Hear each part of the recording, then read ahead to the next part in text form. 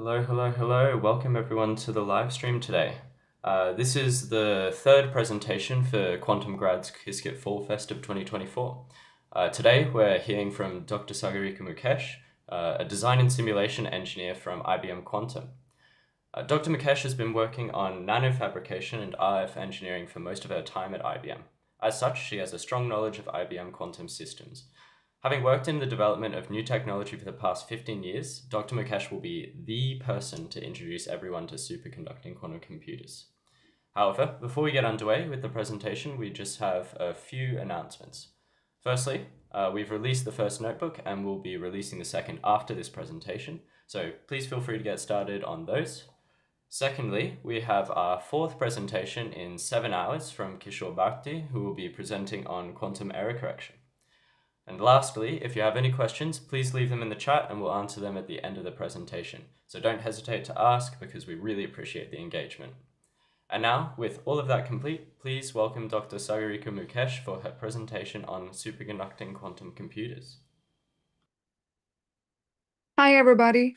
It's a pleasure to be here. Thanks for the introduction there. So I'll get started. Today I'll be talking to you about superconducting quantum computing. So we'll go over the basics of what qubits are. I have an outline slide in a couple of slides. But before that, to give you some idea of what my background is and to sort of inspire you that, anytime is a good time to get into quantum. Let's get started. So I did my bachelor's in instrumentation and control engineering from Manipal in India. And that was a very theoretical course. So I wanted to get more hands-on experience. So I decided to do a master's in embedded electronic systems for that. I traveled to France. I lived there for a year. It was amazing. And one of the requirements for that course was to do an internship to complete out the course. And that was my first brush with research. So I went back to India. I worked on brain-computer interfaces at the Indian Institute of Science. And it was really cool, my first interaction with research. Like I basically had some funding and some tools, and I could do whatever I wanted to do with it. And I really enjoyed that freedom. So that's what inspired me to move to the US, pursue a PhD, and I got a master's along the way. And my PhD was on improving the quality of sound heard by cochlear implant patients. And for that program, I did a lot of finite element analysis, which is coming in very handy now that I work on RF engineering. And I also did some experiments to test my simulations and predictions. And following my PhD, I started working with IBM Research. I first worked for the semiconductors division. So I was a device design and modeling engineer.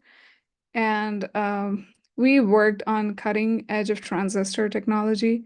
It was really cool because while I knew very well like what transistors work, how they how they worked, it was very interesting to see how you invent the new generation of interconnects and transistors. We were working on very cutting edge stuff.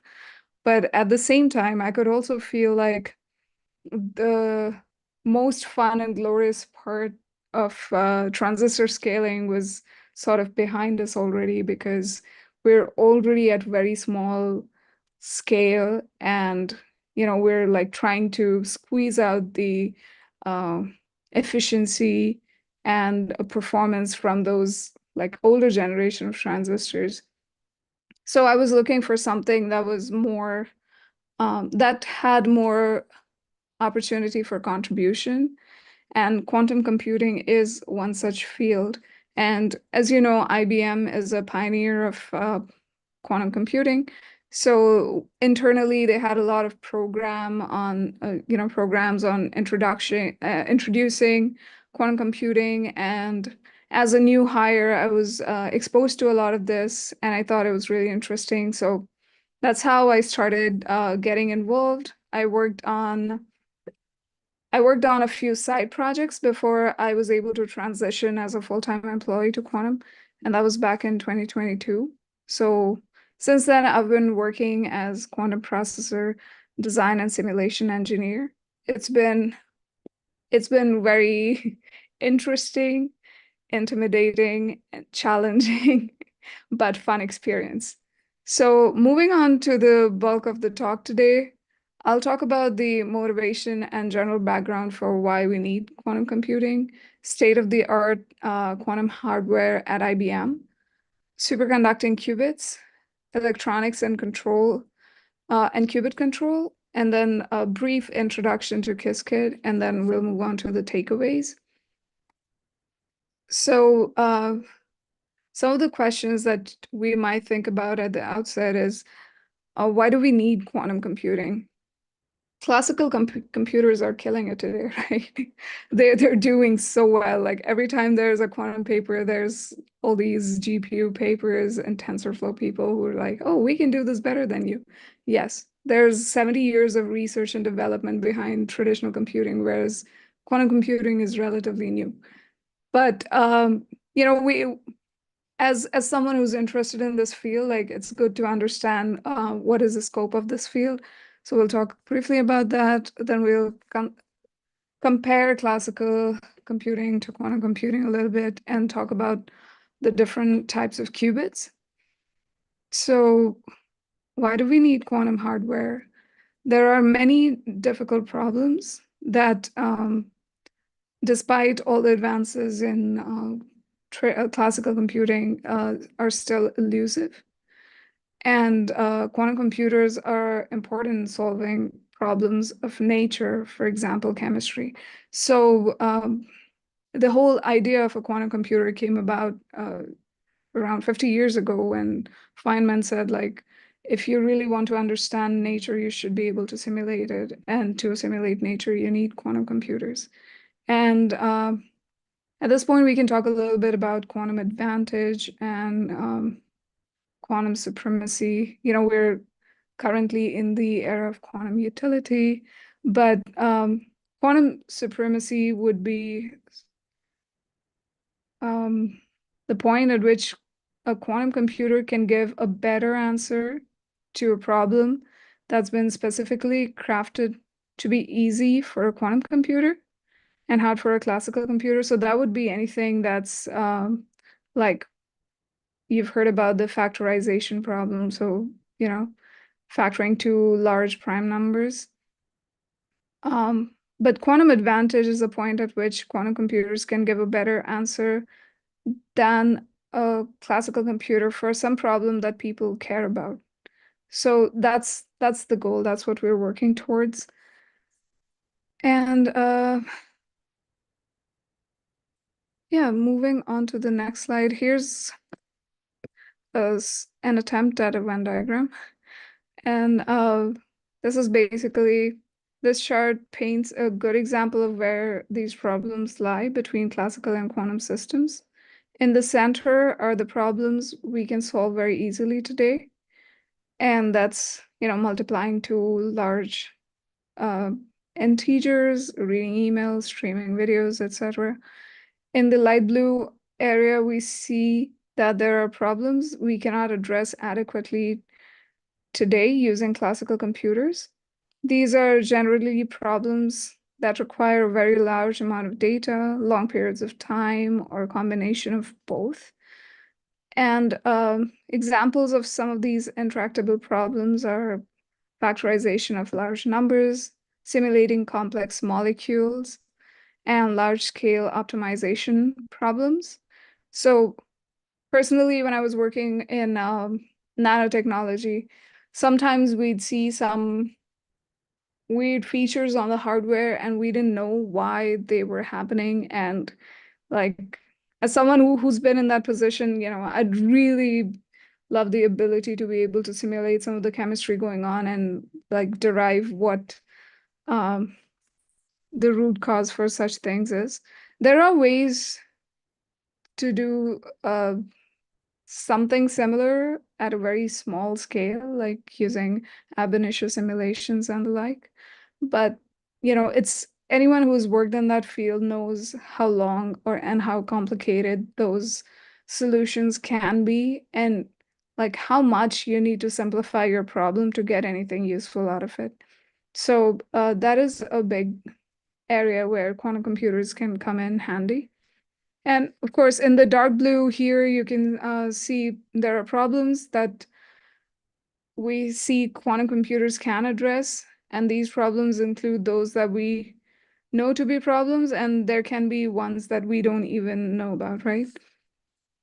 So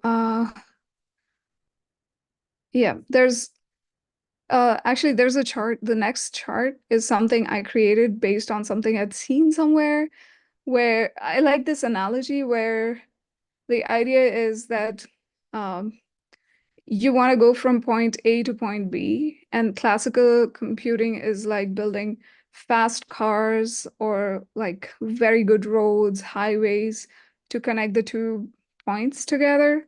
And you can, keep making improvements there, but quantum computing is like building a boat.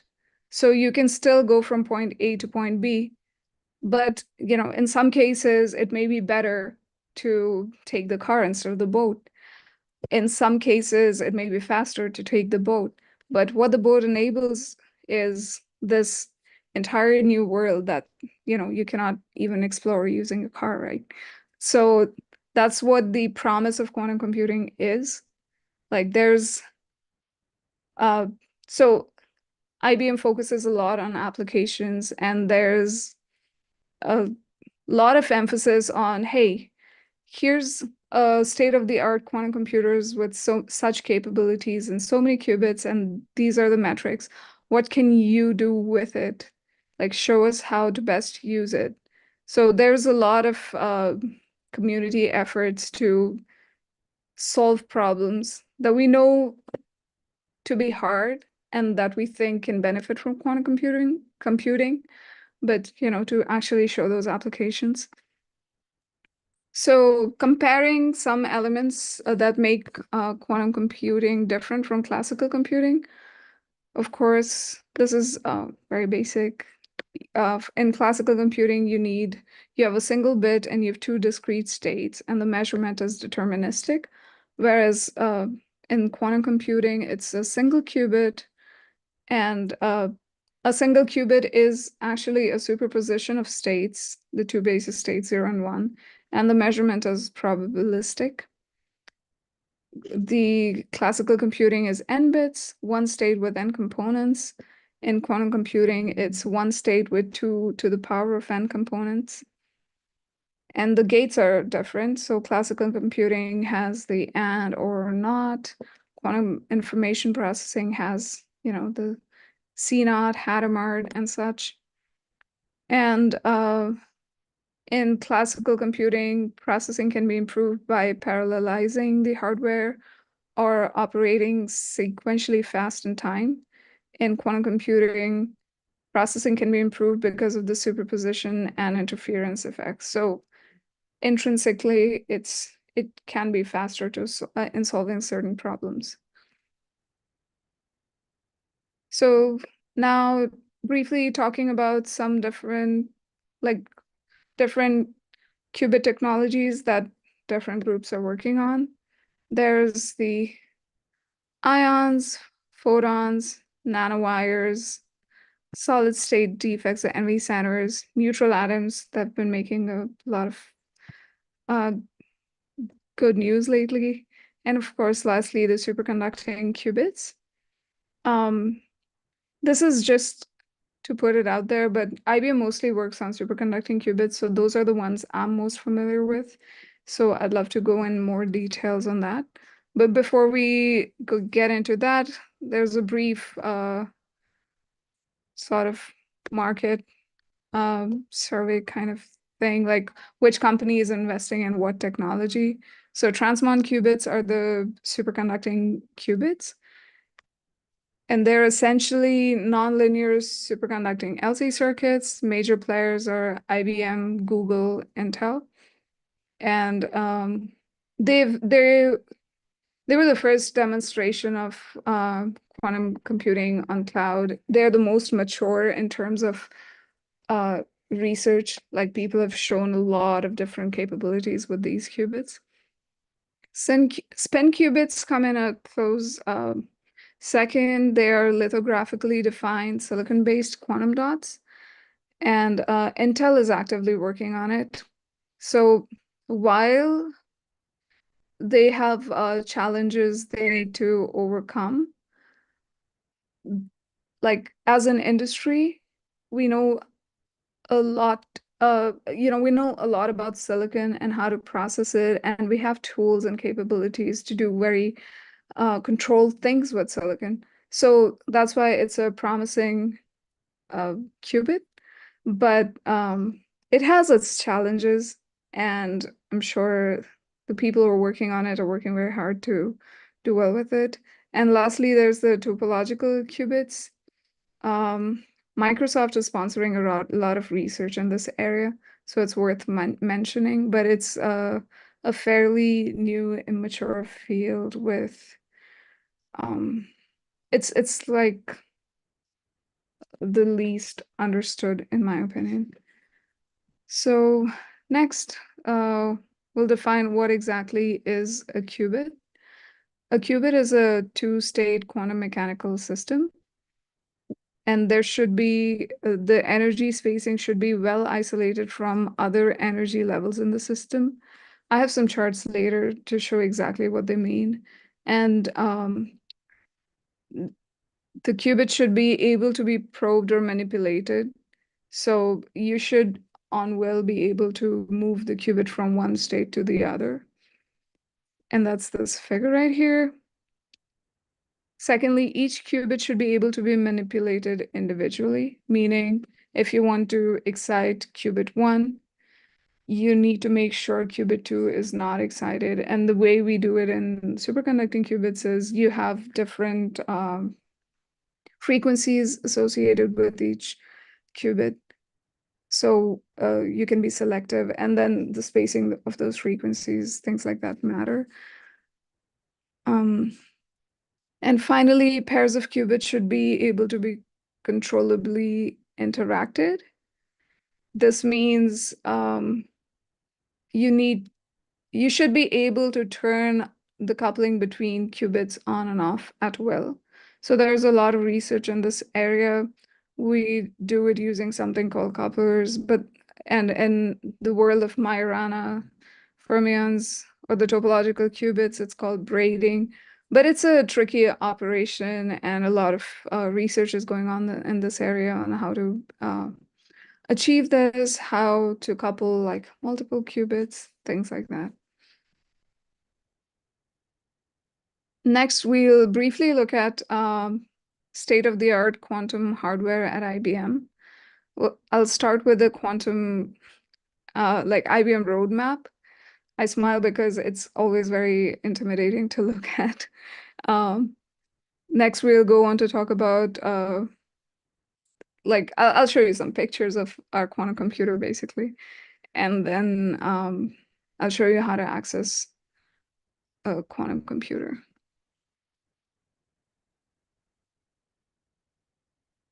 So now you understand what I mean by it looks intimidating. We are in 2024. I work on hardware. So hardware innovation roadmap. We delivered Osprey 2 years ago, Condor last year, Condor and Heron. And this year we're working on Flamingo Crossbill.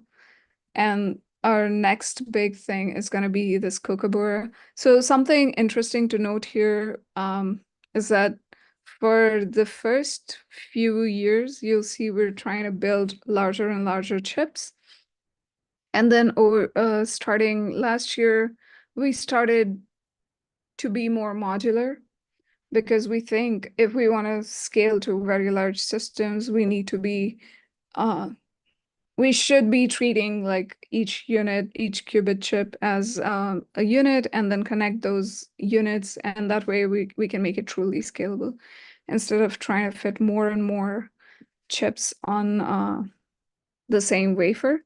And it's interesting because this is a thing that is this is a trend that has caught on in the semiconductor world as well, where we're moving towards chiplets versus like instead of having more and more chips on the same tiny chip, you want to have like you want to divide your functional chips and connect them through interconnects. It's good that, quantum at the very beginning is trying to do the same thing. And it makes sense to me. So, what does a quantum computing system look like? This is what the computers in our lab look like. And this is, of course, quantum system 1. This is the system 2. System 2 was released last year, I think.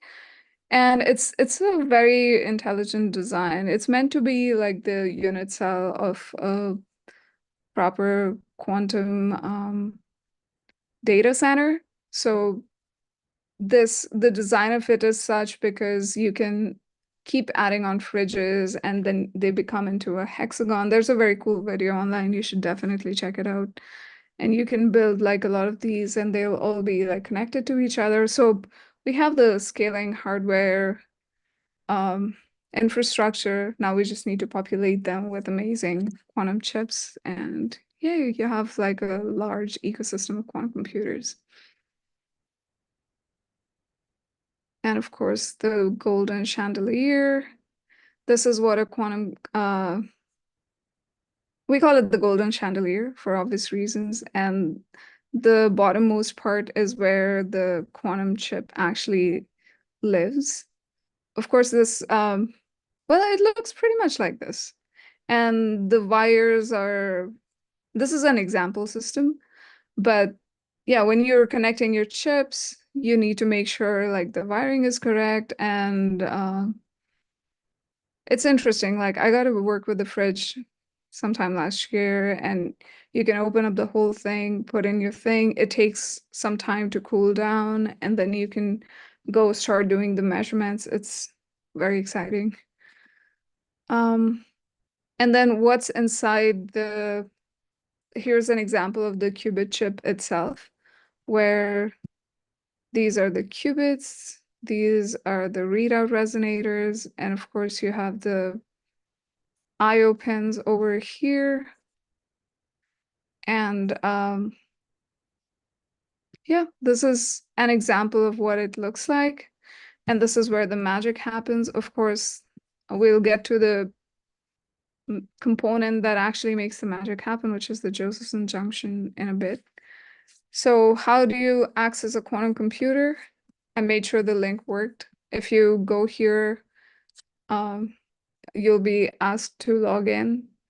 And we have a host of servers that are like chips that are available for you to work on. So you submit a program through the Qiskit interface, and the Qiskit then interacts with the computers at our data center to give you the results that you need. And as of yesterday, we have, all these processors available for people to access. So once you're in the IBM Quantum platform, look for compute resources, and it gives you an overview of all the processors that are available for you to work on. And there's more details involved, but I encourage you to go check it out for yourself. I know there's some free compute time that you get, and it sounds like very less time, but that's the actual compute time, not the, time it takes for you to create the circuit or like transpile it. So there's some cool experiments that as students you can do using this.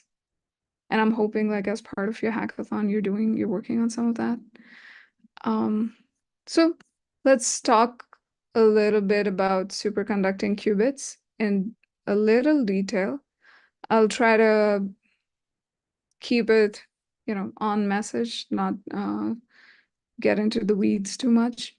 So what are some key components of superconducting qubits?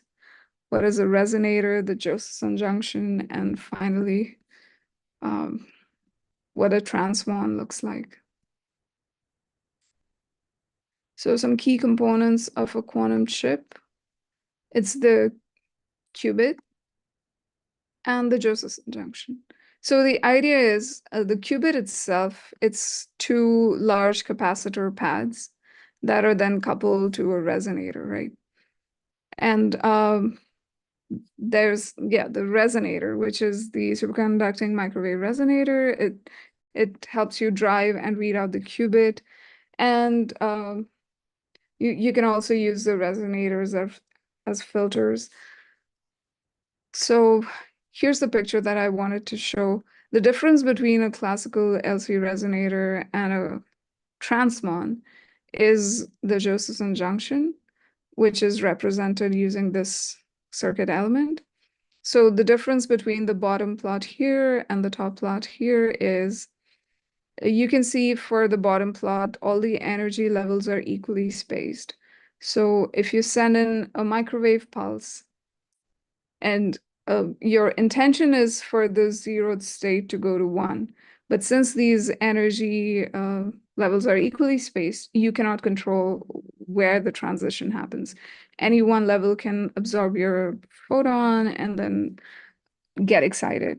Whereas in the top figure right here, your energy levels are, this feature is called anharmonicity. So they are not equally spaced. The energy that you need to go from 0 to 1 is different than the energy you need to go from 1 to 2, and the energy you need to go from 2 to 3. So you can control your transitions, and that's an important feature for our qubits to work. And then here's a little bit of math. So this is a Hamiltonian of an LC circuit where Q is the charge on the capacitor and phi is the magnetic flux through the inductor. So this implies that the total energy, this equation here, just means that the total energy of this system is a sum of the electrical energy of the capacitor and the inductor's magnetic energy, making it analogous to the classical harmonic oscillator Hamiltonian. And here Q and phi are what you call conjugate variables. So they're like position and momentum in classical mechanics. But you notice the hats on these variables, it means they're actually quantum operators. And what that means is you can, like this representation allows the calculation of energy levels and quantum states of the LC oscillator. As you can see, I'm showing the first two energy levels here. And these equations are just like impedance and resonant frequency of the system. So the intention was to show you the similarity between a classical oscillator and a qubit. So this is a classical oscillator. If you replace the flux with uh, this guy and the charge with this, then you end up with a Hamiltonian that looks something like this, which is the Hamiltonian of our qubit. And when you plot the energy levels for this, you see a figure that looks like this. And this is where you have the anharmonicity. And here the flux is a complex flux, which is, because of the Josephson junction that I mentioned about. And of course, there's like formulae that define the JJ characteristics. And the Taylor expansion of this formula, like, is where the complex part of the Josephson junction, the complex inductance, comes into the picture. And if you now do a real transmon simulation, this is what it looks like. And you can see like your first 0 to 1 frequency is around 5 gigahertz, but the 1 to 2 transition is 4.7 gigahertz. And here's some numbers from the original transmon paper from back in 2007. of what some of the parameters look like. So if you want to learn more about this, it's a cool exercise to go and try to, work through all the math and just have a better understanding for yourself. Of course, you may need to do it more than once to actually get it. Um, but you can go to the Qiskit website, click on Learn, scroll down and click on Join Lectures to, be in touch with the Qiskit lecture team. And for the particular slides that I was referring to, there's a talk by Zlatko that's called Superconducting Qubits, and he goes into the exact derivation of all the formulae that I showed you. So if you're interested in learning what goes on there with like the circuit quantum electrodynamics, you're more than welcome to check out the lectures.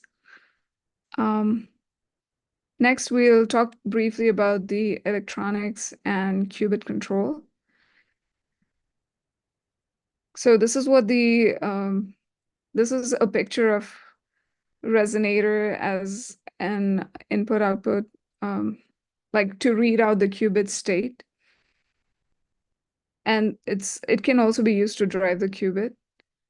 And the way you do operations between qubits is through gates, right? So you have your poly XYZ, which essentially flips the qubit along the X, Y, or Z axis by pi radians. Then you have, these are all like single qubit gates that I'm talking about. The Hadamard gate that creates an equal superposition of 0 and 1 states. The S gate is essentially what they call a phase gate or Z90. So it rotates the qubit by 90 degrees counterclockwise around the Z-axis. So since a Z gate is a 180 flip, you can think of the S gate as 2 times S gives you a Z. And then the T gate is like half of S, so it's a 45-degree rotation in counterclockwise direction. So the intention with any of these operations, and there's the U gate, which is it rotates the Planck sphere along the 3 Euler angles. So the intention is like you do these operations, you entangle the qubits, and you try to process information using that. And here's just an example of a rotation along the Y is the Z axis. So it's a Z, it's an example of the T gate, I think, which is like 45-degree rotation in the counterclockwise direction. So a little bit about the control, noise, and dissipation. So any of these, when you're trying to read a qubit, you could like decohere it. When you're trying to, when there's noise in the system, there can be like uncontrolled bit flips, phase shifts. So there's this fluctuation dissipation theorem that says susceptibility, noise, and dissipation always go hand in hand.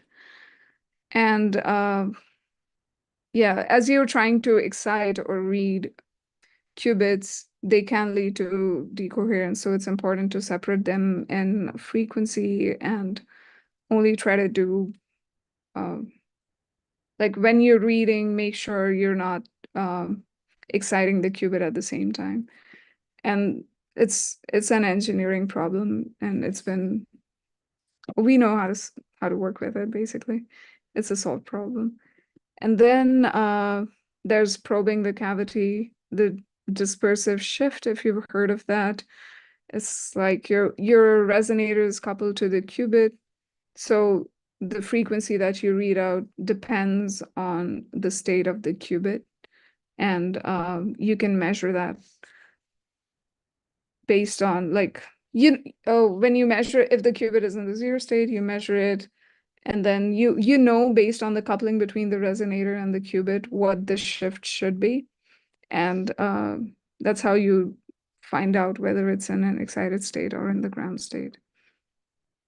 And then a little bit about how you design coplanar waveguides. It's basically you start with the ideal transmission line formula.